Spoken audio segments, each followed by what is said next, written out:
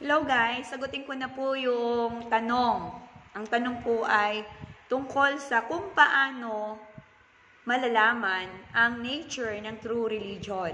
Paano nga ba natin malalaman ang nature ng true religion o kung saan ito nagmula, saan ito nag-originate?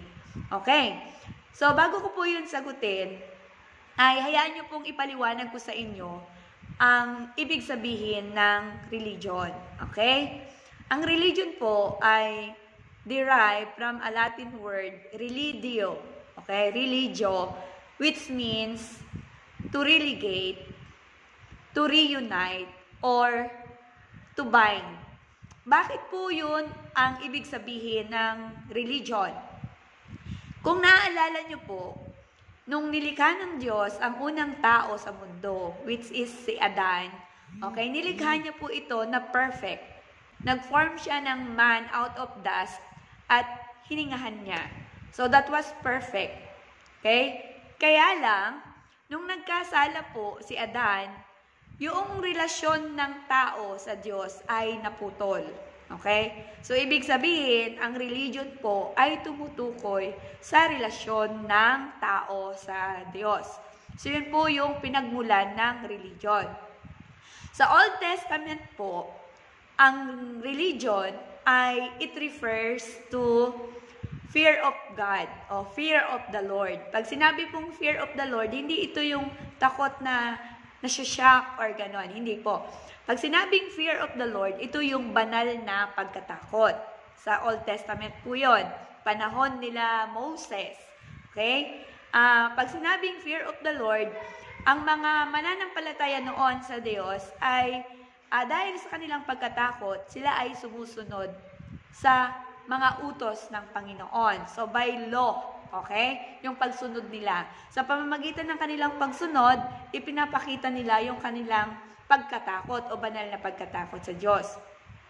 Sa New Testament naman po, ang religion ay tumutukoy naman sa relationship in faith and love. So, ito yung pananampalataya na merong pag-ibig. Kaya nga po, doon sa James, okay, James chapter 1, verses 26 to 27, ito po yung sinasabi. Basahin ko po para sa inyo. So, kung may Bible po kayo, pwede nyo rin pong i-check para ma-check nyo kung totoo o tama ba yung aking sinasabi. Okay? So, ito po yung sabi sa James chapter 1, verses 26 to 27. Kung inaakala ninuman na siya ay relihiyoso, ngunit hindi naman siya marunong magpigil ng dila, dinadaya lamang niya ang kanyang sarili. Walang kabuluhan ang kanyang pagiging relihiyoso. Ang relihiyon na dalisay at walang dungis sa harap ng ating Diyos at Ama ay ito: pagtulong sa mga ulila, sa mga byuda at sa kanilang kahirapan, at pag-iingat sa sarili upang huwag mahawa sa kasamaan ng mundo. Ano ang ibig sabihin ng relationship in faith and love?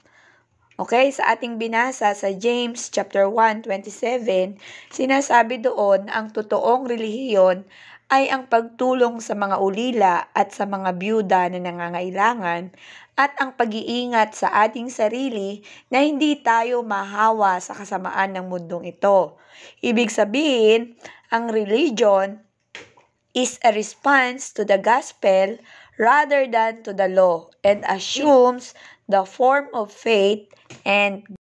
So kung tatanungin ka, ano na ang best religion ngayon? So ang best religion na dapat meron tayo ay ang relationship with our Creator.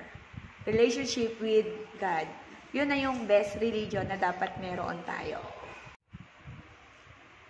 So, kanino na nagsimula ang religion? Ang religion ay nagsimula kay God. Ito ay nag-originate sa ating Panginoon. The moment na nilikha ng Diyos ang tao, doon nagsimula ang relationship natin sa Kanya. Tandaan, ang definition ng religion is relationship in faith and love at the fear of the Lord. So ngayon ay magkasama na yung dalawa. hindi na natin siya i-define as New and Old Testament kasi applicable na siya pareho. Tayong mga nananampalataya sa Diyos ay merong banal na pagkatakot sa Kanya.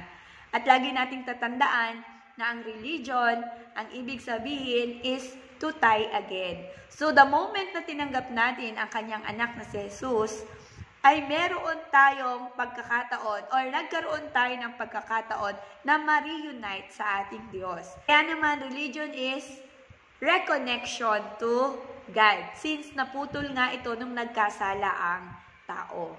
So dahil tinanggap natin si Kristo sa ating buhay bilang ating tagapagligtas, we are reunited to God. Kaya naman, meron tayong personal na relationship in Him. Yun yung sinasabi sa James 1:27. Okay? Kaya naman, sa mga taong nakakilala sa Panginoon, kay Jesus, ay dapat iingatan ang kanyang sarili na huwag mahawa, okay, sa kasamaan ng mundo. Kasi hindi po yun naaayon sa kalooban ng kanyang Ama na ang ating Ama din, ang Diyos. Sana po meron kayong natutunan at kung meron po kayong question or malabo sa inyo, please feel free to comment in the comment section para masagot ko po.